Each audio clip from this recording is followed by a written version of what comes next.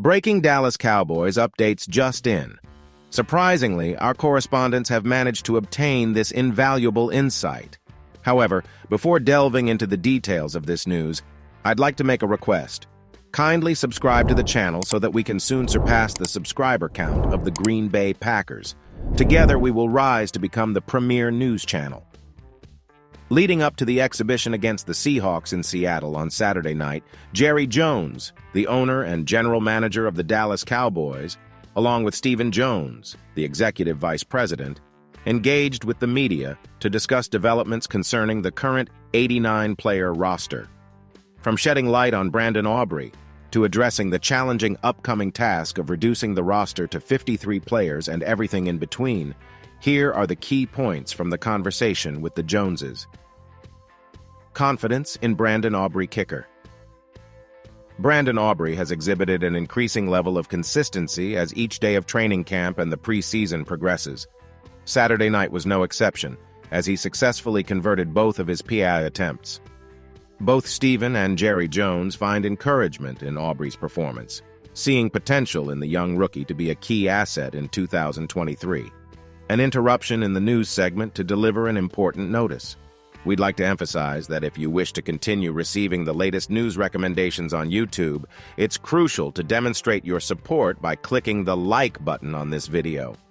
We express our gratitude in advance. Now we resume the news coverage. We've witnessed experienced kickers come in over the years and not perform well, remarked Stephen Jones. On the other hand, we've seen many young kickers excel.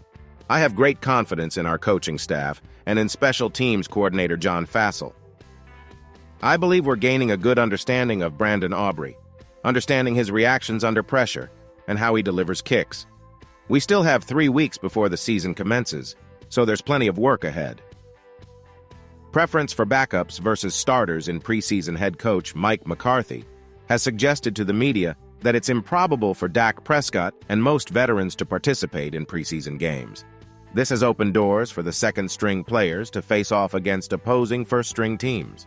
During the initial 2 preseason games, the defense only conceded 3 points to opposing first-string units across 4 drives.